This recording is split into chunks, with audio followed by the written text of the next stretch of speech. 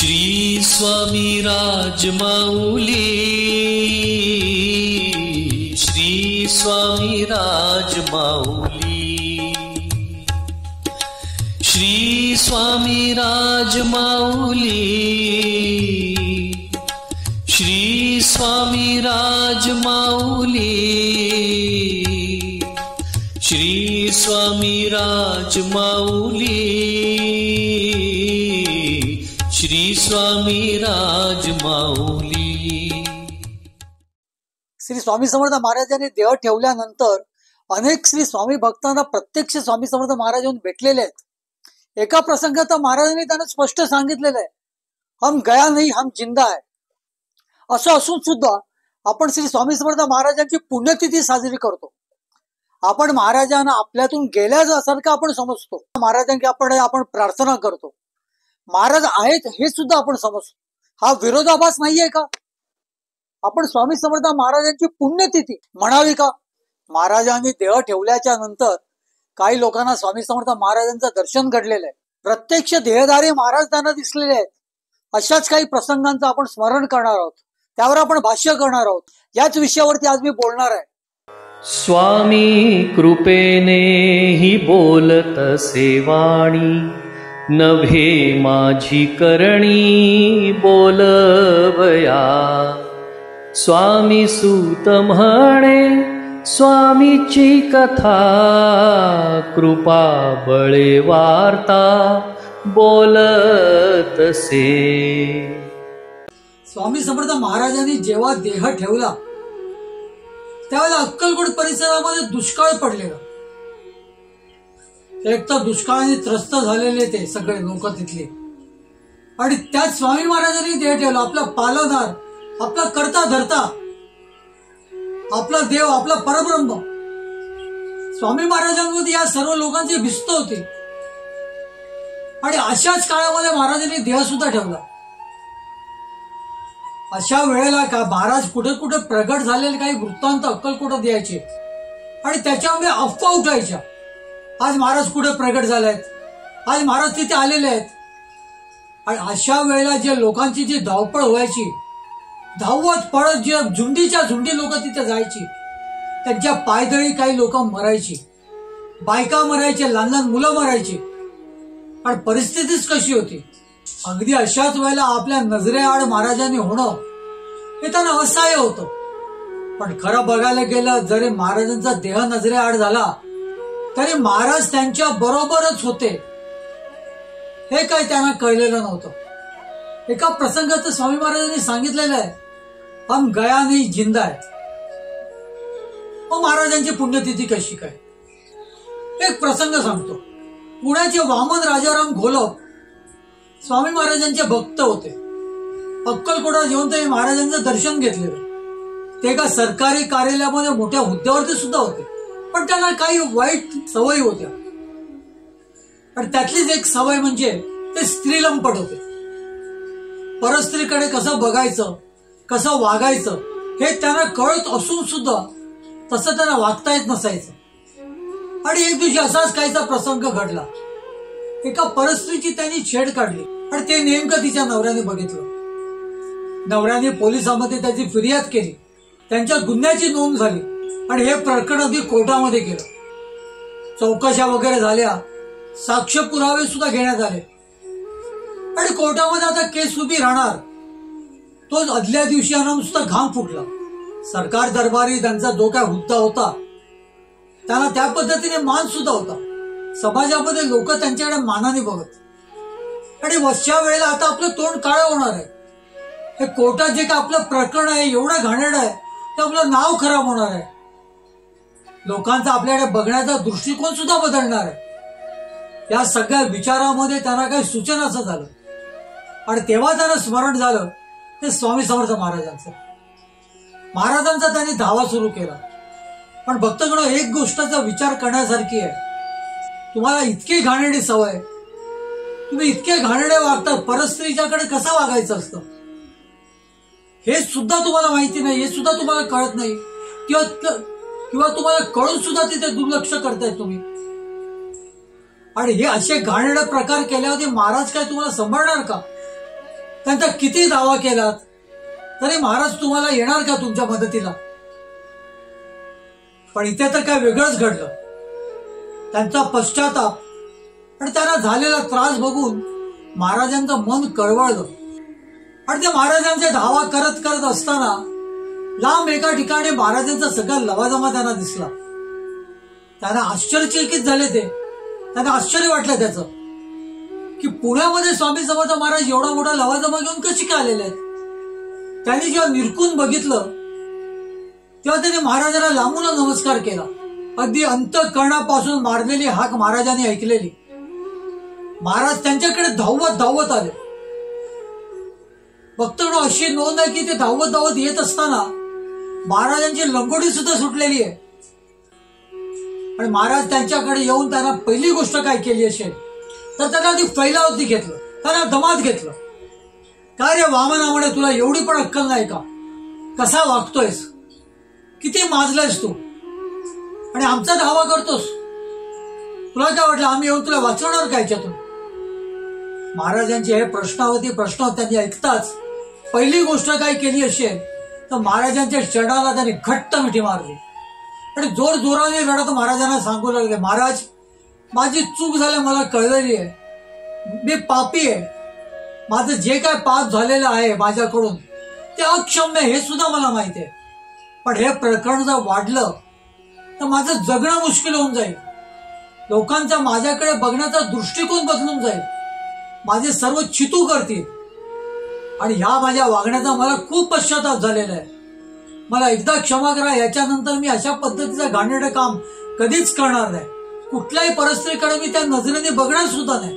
त्यांचा पश्चाताप बघून दयागन श्री स्वामी समर्थ महाराजांवर त्यांची खूप दया आली. परब्रह्म तो, परमेश्वर तो, आपलं लेकरू चुकलंय आणि ते डोकं आपलं सांगते की मला क्षमा करा, यापुढे मी त्या पद्धतीचं काहीच काम करणार नाही. पण हे सगळं ऐकत असताना त्या परब्रह्माला कसं काय शांत बसवेल? महाराजांनी त्यांना उठवलं आणि सांगितले, हे बघ, याच्या पुढे अशी जर कामं करशील तर खबरदार, तू तुझा काम धंदा कर, तुला दिलेलं कर्तव्य कर आणि तुझं घरदार सांभाळ, तुझं कुटुंब सांभाळ. हे असले धंदे परत जर करशील तर खबरदार. त्यांनी ते सगळं मान्य केलं आणि महाराजांनी हात जोडून एकच सांगत होते ते की महाराज ह्या खेपेला मला क्षमा करा, पुन्हा मी कधीच करणार नाही. तेव्हा महाराजांनी त्यांना अभय दिलं. महाराज त्यांना म्हणाले, काही घाबरू नकोस, तुला काही होणार नाही, आता शांत राहा. महाराजांचे तोंडचे शब्द ऐकून त्यांना जरासा धीर आला.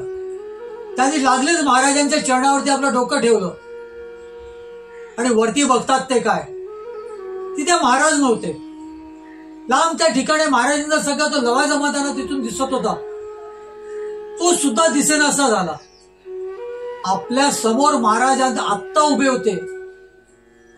मग एकदम अचानक ते गायब झाले कसे, कुठे गेले, याबद्दल त्यांनी खूप शोध घेतला. पण महाराजांचा लवाजमा तो, कोणी त्याची दखल घेतली नाही असं तर होणार नाही. एवढी लोक एकदम अचानक 100-150 लोक आणि त्यांच्यात महाराज हे कोणाच्या नजरेआड नव्हतं. पण जेव्हा त्यांनी चौकशी केली त्या सगळ्यांनी एकच सांगितलं की आम्ही असा घोळका कुठे बघितलाच नाही. आता तुम्ही जे सांगताय 100-150 माणसं या ठिकाणी एकत्र जमा होती, त्याच्यात अक्कलकोटचे स्वामी महाराज, तेज पुंज अजानुभाऊ देह सुद्धा होता, पण आम्ही नाही बघितला. आम्ही तो बघितलाच नाही. एकाही माणसाने आजूबाजूला सांगितलं नाही की अशा पद्धतीचा घोळका, अशा पद्धतीचा जमाव आम्ही बघितला. आता मात्र वामनराव अगदी बुचकळीत पडले. अरे आपल्या समोर महाराज आले, आपण त्यांच्याकडे रडलो, आपल्याला महाराजांनी अभय दिलं. लांब तिथे कितीतरी महाराजांचे सेवेकरी सगळे ओळखीचे सगळे उभे होते. मग आपण एकट्यानेच ते बघितलं तर कोणी इतरांनी बघितलं नाही असं कसं शक्य आहे? असो, दुसऱ्याच दिवशी कोर्टामध्ये केस उभी राहणार होती. अगदी जीव मुठीत धरून स्वामींचं नामस्मरण करीत ते कोर्टामध्ये गेले. कोर्टामध्ये जाताच त्यांच्यावरचा गुन्हा शाबित झालाच नाही. ते साक्ष, ते पुरावे वगैरे काही कामी आलं नाही. तेव्हा त्यांना स्वामी समर्थ महाराज आठवले. महाराजांनी येऊन, प्रत्यक्ष महाराजांनी येऊन आपल्याला अभय दिलेलं होतं.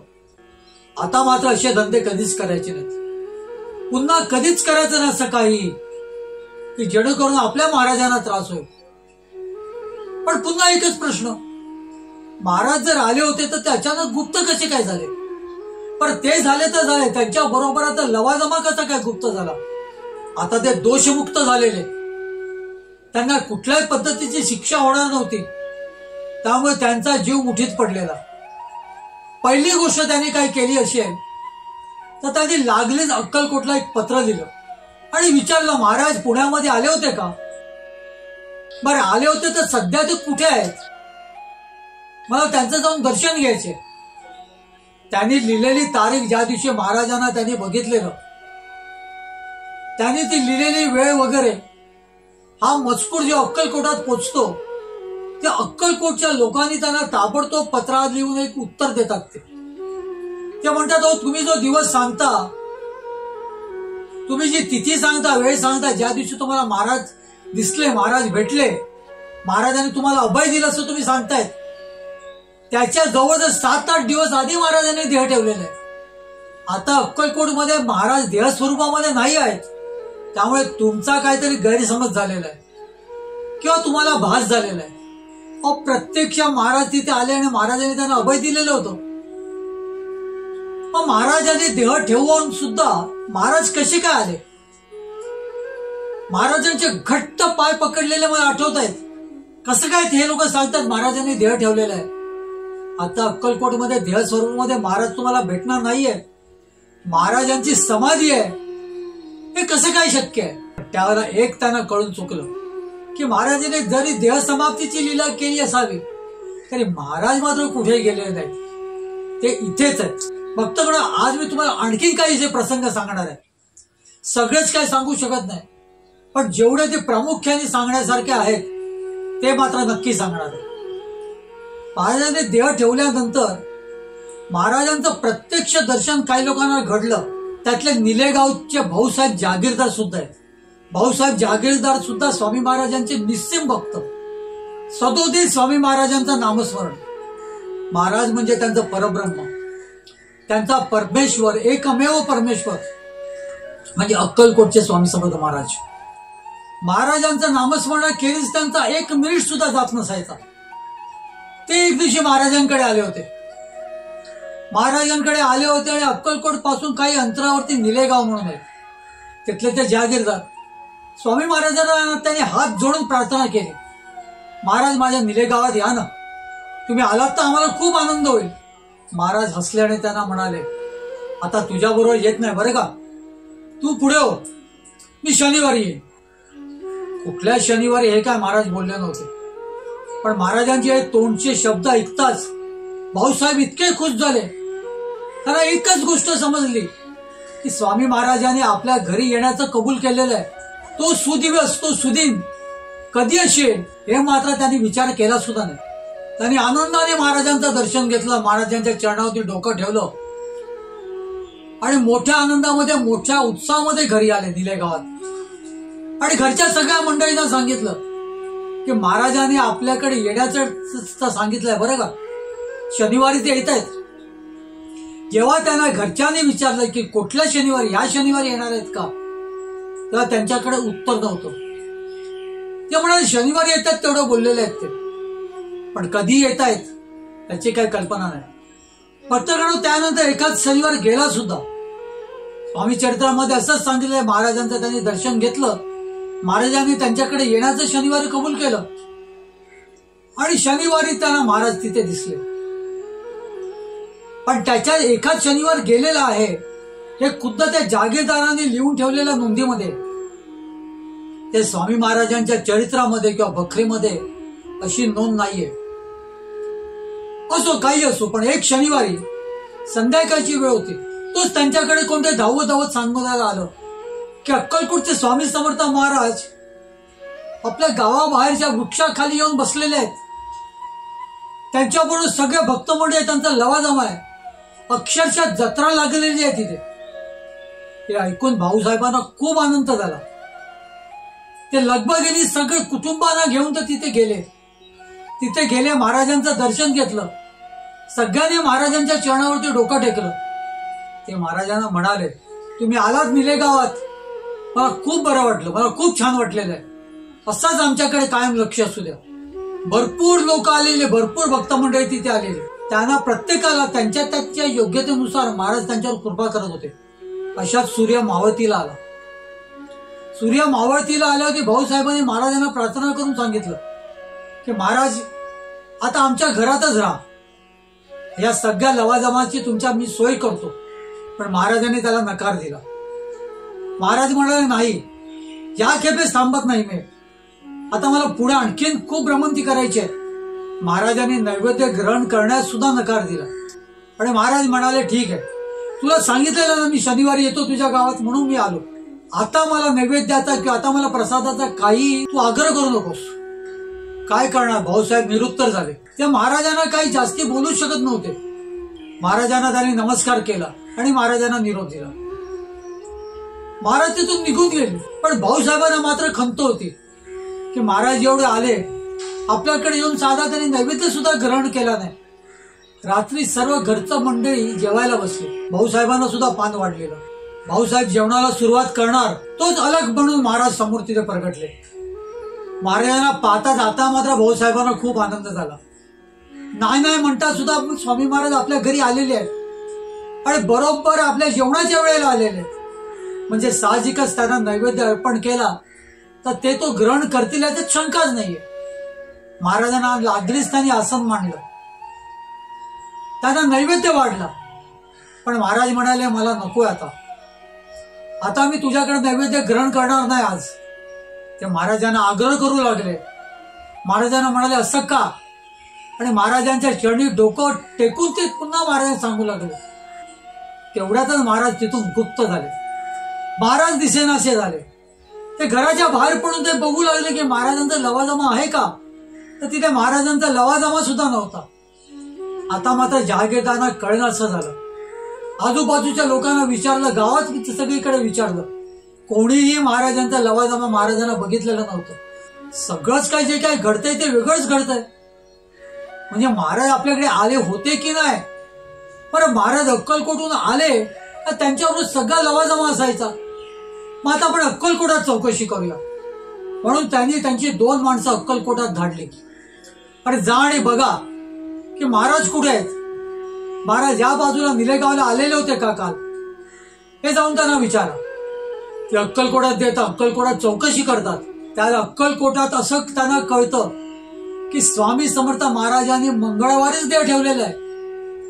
5 दिवसांनी तुमच्याकडे कसे काय येतील ते तुम्हाला कसे दिसतील. ही बाब जेव्हा ते 2 शिपाई जाऊन पुन्हा निलेगावला येतात आणि भाऊसाहेबांना सांगतात, त्या भाऊसाहेबांना सुद्धा आपण काय ऐकतो हेच कळणं असं होतं. आता आपल्या डोळ्यावर विश्वास ठेवा का आपल्या कानावर विश्वास ठेवावा हेच त्यांना कळत नाही. पण महाराज मात्र प्रत्यक्ष आपल्या समोर आलेले आहेत.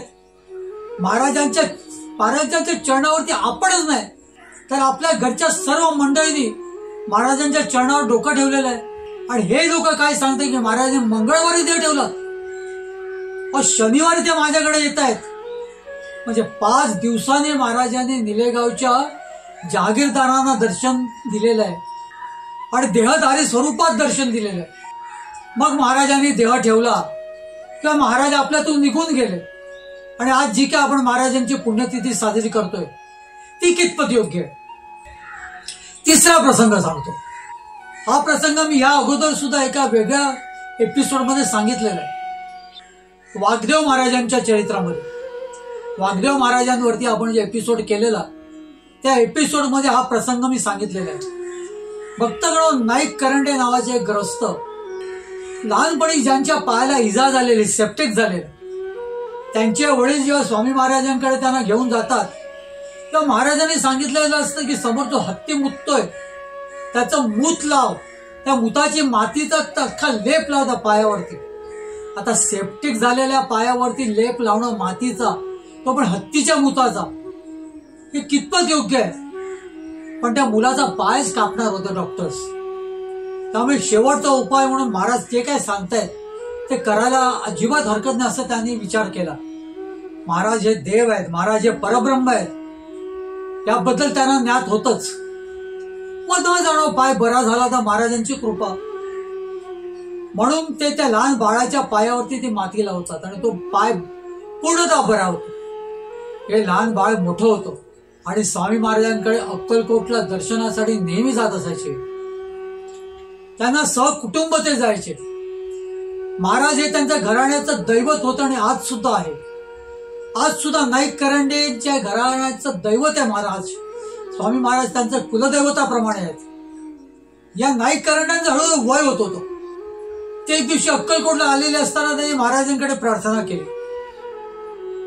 महाराज मुंबईला आमच्याकडे कधीतरी या, आमच्याकडे जेवून जा.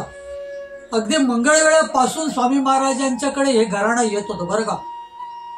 हे स्वामी महाराजांना नवीन नव्हतं.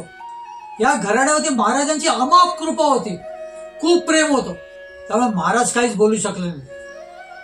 महाराज म्हणाले, ठीक आहे, तू बोलवतोस तर मी नक्की येईन तुझ्याकडे आणि मी जेवून जाईन. तेव्हा त्यांनी महाराजांना विचारलं, महाराज तुम्ही येणार म्हणताय तर ठीक आहे, पण तुम्ही कधी येणार, मला एक तारीख सांगा, त्या तारखेला मी तुमची वाट बघत राहीन. महाराजांनी लागलीच एक तारीख देऊन टाकली. महाराजांनी तारीख दिल्या दिल्या त्यांनी ती एका कागदावरती त्याची नोंद केली आणि घरी मुंबईला येताच पहिली गोष्ट काय केली असेल तर ती तारीखीचा तो कागद आणि ती तारीख आपल्या डायरीमध्ये त्याची नोंद केली. हळूहळू त्यांचं वय होत होतं. अक्कलकोटला जाणं त्यांना मुश्किल होत होतं आणि अशातच एक दिवशी त्यांच्याकडे समाचार येतो की अक्कलकोटला स्वामी समर्थ महाराजांनी देह ठेवलेला आहे. आता काय बोलायचं. महाराजांनी आपल्याला तारीख दिली म्हणजे महाराजांनी आपल्याला फसवलं. पण त्यांच्या मनावरती तसा काही विश्वास नव्हता. त्यांना ते पटत नव्हतं की महाराज कसे आपल्याला फसवतील. महाराज बोलतात ते घडतं. आपल्याच बाबतीत असं का घडलं की महाराजांनी आपल्याला सांगावं मी येतोय आणि त्याच्या अगोदरच महाराजांनी देह ठेवावं. पाहता पाहता त्यांनी हळूहळू अगदी बिछाना धरला. वय होत होतं. ते बिछानावर हलेनाशे झाले, बिछानाला खिळले. पण एक खंत त्यांच्या मनात कायम होती की महाराजांनी आपल्याला वचन दिलेलं मी येतो म्हणून, आणि न येताच महाराजांनी त्या तारखेच्या अगोदरच देह ठेवला. आता माता त्यांना काहीच होईना असं झालेलं. त्यांचं भरपूर वय झालेलं. ते बिछानावर ते पडून असायचे. ती डायरी, ती तारीख सगळंच काय त्यांच्या स्मरणातून आता गेलेलं. त्यांच्या स्मरणात किंवा ध्यानात जी काय खंत होती ती एकच की महाराजांनी आपल्याला सांगून सुद्धा महाराज आपल्याकडे आलेले नाहीयेत. आणि अशातच एक दिवशी बाहेर स्वामी महाराजांच्या आवाजात कोणीतरी हाक मारतं. तर ते महाराजांच्या खड्या आवाजात हाक मारतं, अरे झोपलाच काय लेकीच्या, सांगितलं होतं ना रे मी तुला येणार म्हणून. ते लगेच खडबडून उठतात. खरं तर ते बिछानाला खेळलेले असतात, पण त्याला त्यांच्या अंगात कुठून बळ येतं ते त्यांना सुद्धा कळत नाही, त्यांच्या घरच्यांना सुद्धा समजत नाही. महाराजांचा आवाज आपल्या दरवाजाबाहेर येतोय हे ऐकूनच ते खडखडीत बरे होतात. ते उभी राहतात, त्यांच्या बायकोला सांगतात, बघ बघ महाराज आलेत का बाहेर. ते दार उघडून पाहतात तो काय, दरवाजा बाहेर वाघदेव महाराज उभे असतात. वाघदेव महाराज ही विभूती त्या काळात गिरगावात फिरत असे. गिरगावातल्या एका थळी नावाच्या ग्रस्ताकडे त्यांचा मुक्काम असायचा. वाघदेव महाराजांना पाहताच या नाईक करंड्यांनी हात जोडले. महाराजांना आतमध्ये घेतलं. माझ्या जेवणाची तयारी करणार, चला लवकर लवकर वाढा, मला जायचे परत. नाईक करंडे गुपचूप आतमध्ये जातात. त्यांची ती डायरी उघडतात आणि पाहतात तो 30 तारीख असते जी स्वामी महाराजांनी त्यांना सांगितलेलं असतं. नाईक करंड्यांना कळतं या वाघदेव महाराजांच्या स्वरूपामध्ये माझे स्वामी आलेले आहेत. माझ्या स्वामीने मला सांगितलं होतं की मी जेवायला येणार, आणि आतापर्यंत मी समजत होतो की महाराजांनी मला फसवलं. पण नाही, आज महाराज आलेले आहेत. ते लगेच बाहेर येतात, महाराजांच्या चरणावरती डोकं ठेवतात आणि महाराजांना सांगतात अगदी थोडा वेळ थांबा, तुमच्या नैवेद्याची सगळी सोय झालेली आहे. आणि ते महाराजांना सगळं यथेच्छ त्यांना नैवेद्य अर्पण करतात. त्यांच्या घरच्या मंडळींना सुद्धा कळून चुकलेलं असतं की वाघदेव महाराजांच्या स्वरूपामध्ये स्वामी महाराज आलेले आहेत. सर्वजण त्यांना नमस्कार करतात. ते यथेच्छ त्यांचा तो नैवेद्य ग्रहण करतात आणि या सर्व नाईक करंडे कुटुंबांना आशीर्वाद देऊन ते तिथून निघून जातात. भक्त मंडळी, स्वामी समर्थ महाराजांनी त्यांना वचन दिलेलं अमुक तारखेला मी येतो, आणि त्या दरम्यान महाराज देह ठेवतात हे मात्र नक्की. पण महाराज कुठे देहापुरते मर्यादित आहेत? त्या बागदेव महाराजांच्या स्वरूपामध्ये आले, तिथे यथेच्छ जेवले, त्यांना सांगितलेल्या तारखेनुसार त्या तारखेलाच आले. आणि या सगळ्या गोष्टी महाराजांनी देह ठेवल्यानंतरच्या आहेत. मग पुन्हा एक प्रश्न निर्माण होतो की महाराज खरोखर गेलेले आहेत तर नाईक करंडेंच्या घरी कसे काय आले? मग आपण महाराजांची पुण्यतिथी साजरी करणं कितपत योग्य आहे? भक्तगण, एक एपिसोड आपण केला, तुम्हाला आठवत असेल, स्वामी आई अंबाबाई. अक्कलकोट मधलं एक अंबाबाईचं स्थान आहे ते, आणि त्या अक्कलकोट मधलं अंबाबाईचं स्थान जरी असलं तरी त्या महाराजांचं स्थान आहे बरं का. म्हणून आपण त्याला स्वामी आई अंबाबाई म्हणून म्हणतो. स्वामी समर्थ महाराजांकडे जी त्यांची ती लाडकी गाय होती, त्या गायीचा जो गुराखी, त्या गायीला जो कोण रोज फिरवायला घेऊन जायचा, तो एक छोटासा मुलगा होता कोळी जमातीचा. तो महाराजांवरती खूप प्रेम करायचा, आणि तेवढंच प्रेम त्या महाराजांच्या गायीवरती करायचा. तो मनोभावे महाराजांच्या गायीला घेऊन जायचा, रोज फिरायला, चरायला घेऊन जायचा. एक दिवशी महाराजांनी ज्याला देह ठेवला, महाराजांनी त्याने घट्ट मिठी मारून ठेवलेली. कसे काय महाराज मला सोडून जातील? पण महाराजांनी नुसताच देह ठेवला हे फार कमी लोकांना कळलं. कितीतरी लोकांना समजलंच नाहीये की महाराज देहापुरते नव्हतेच, आणि जे काय महाराजांनी केलेलं आहे ती लीला, ती फक्त तो देह विसर्जित केलेला आहे. महाराज तर आहेतच आहेत, त्या बिचारा लहान गायला ते काय करणार? तो खूप दुःखी झाला. पण महाराजांच्या गायीची सेवा मात्र काय त्यांनी सोडली नाही. महाराजांच्या गायीला तो नेहमी घेऊन जायचा.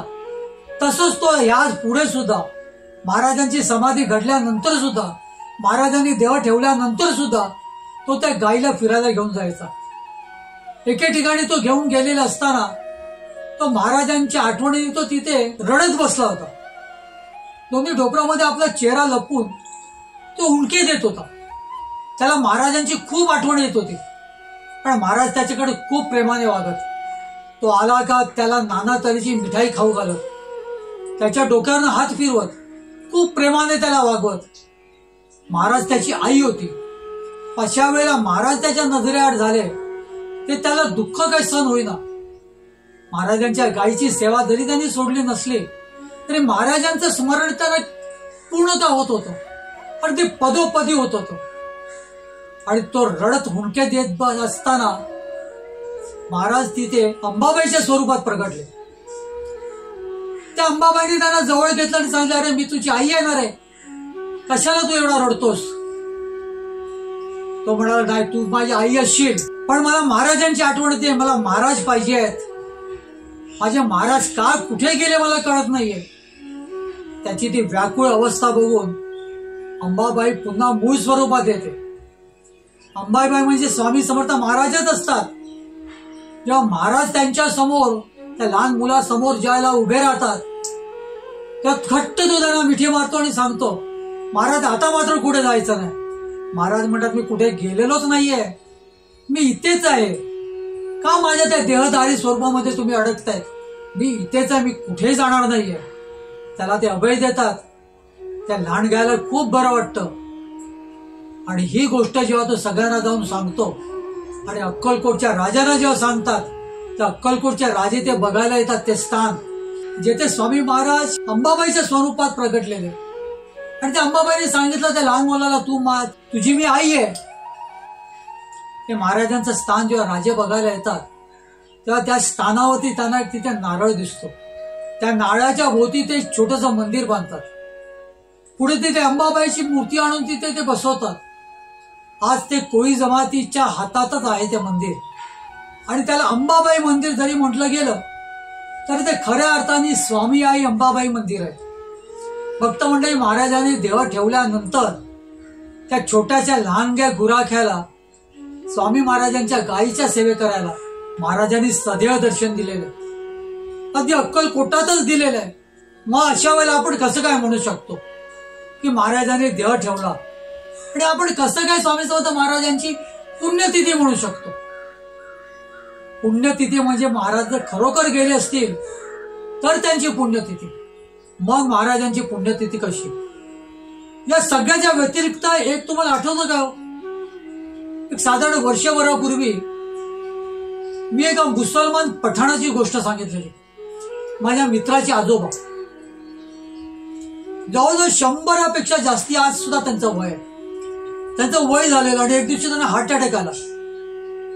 हार्ट अटॅक आल्यावरती त्याला ज्या हॉस्पिटलमध्ये ऍडमिट केलेलं, त्यांना आयसीयू मध्ये ठेवलेलं. तिथे कोणाला जाऊन सुद्धा देत नव्हते. आणि या मुसलमान ग्रस्ताला त्याच्या आयसीयू युनिटमध्ये, त्याच्या आयसीयूच्या त्या खोलीमध्ये महाराज दिसायचे.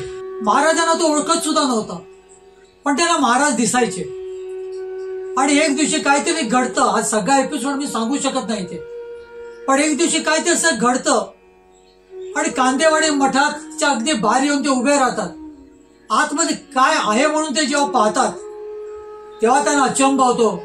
ते जोर जोराने ओढून विचारू लागतात सगळ्यांना की कोणाचा फोटो आहे तो, कोण आहेत ते.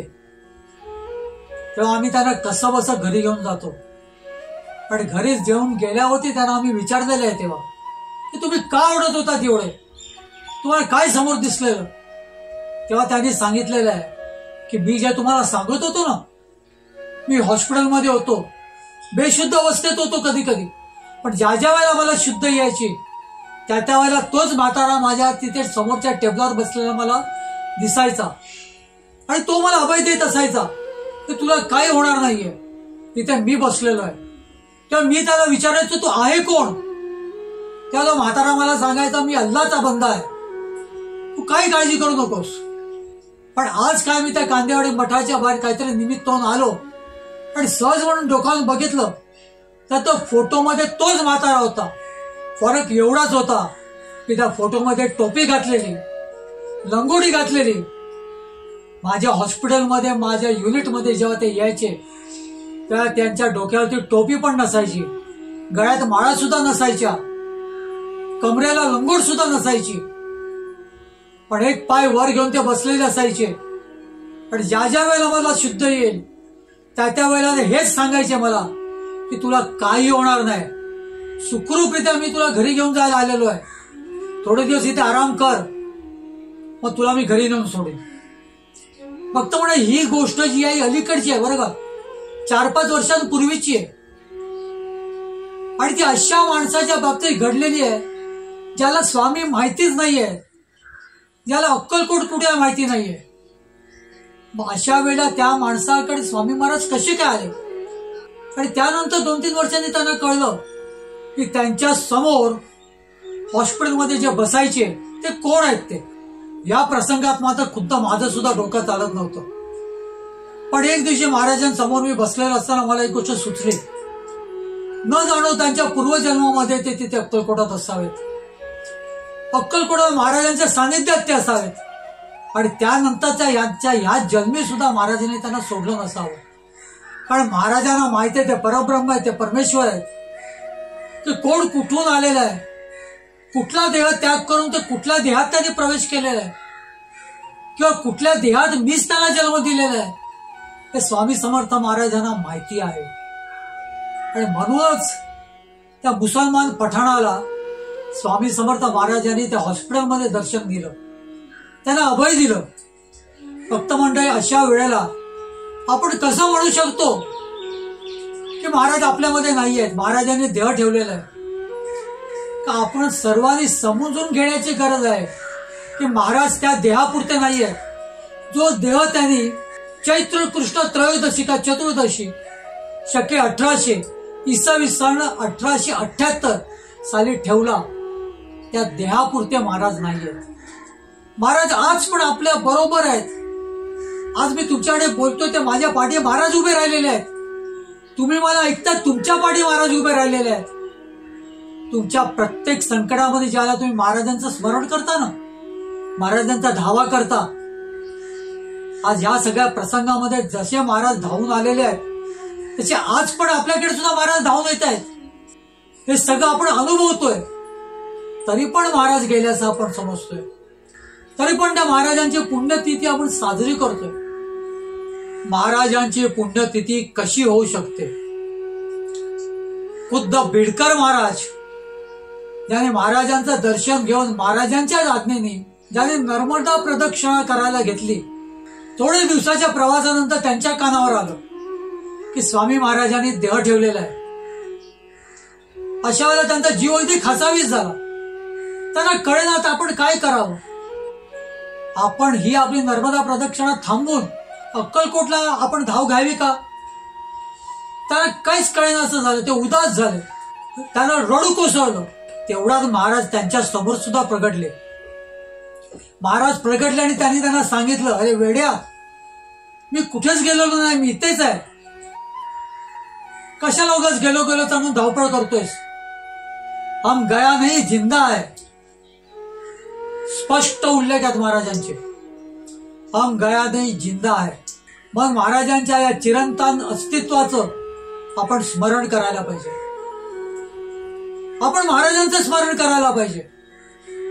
आणि आपणच आपल्याला प्रश्न विचारायला पाहिजे की महाराजांची पुण्यतिथी असू शकेल का? महाराजांची पुण्यतिथी होऊ शकते का? तेव्हा तुमचंच तुम्हाला जे काय ते उत्तर मिळेल. तुमचे हात जोडले जातील आणि मनसोक्तपणे तुम्ही पुन्हा म्हणाल, श्री स्वामी समर्थ. स्वामी देई हेची दान, नित्य चरणाचे दर्शन, चरणाचे दर्शन, नित्य चरणाचे दर्शन. मज नको धन दारा, तुझ्या चरणी द्यावा थारा, चरणी द्यावा थारा, तुझ्या चरणी द्यावा थारा.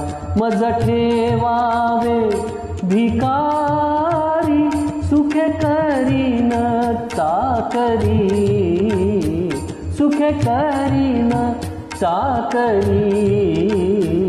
तुझे नाम माझी जोड, मुखी राहो तेची गोड, राहो तेची गोड, मुखी राहो तेची गोड. स्वामी देई हेची दान, नित्य चरणाचे दर्शन, चरणाचे दर्शन, नित्य चरणाचे दर्शन.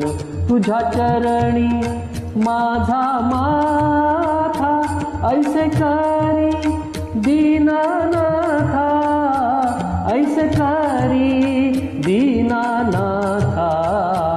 तुझ्या नामी लागो छंद, मज द्यावे दासपद, द्यावे दासपद, मज द्यावे दासपद. स्वामी देई हेची दान, नित्य चरणाचे दर्शन, चरणांचे दर्शन, नित्य चरणांचे दर्शन. सुत मागे हेची दान, सुत मागे हेची दान. तुझ्या चरणी होऊलीन, तुझ्या चरणी होऊलीन. स्वामी देई हेची दान, नित्य चरणांचे दर्शन, चरणांचे दर्शन, नित्य चरणांचे दर्शन. मज नको धन दारा, तुझ्या चरणी द्यावा थारा, चरणी द्यावा थारा, तुझ्या चरणी द्यावा थारा. स्वामी देई हेची दान, नित्य चरणांचे दर्शन, चरणांचे दर्शन, नित्य चरणांचे दर्शन.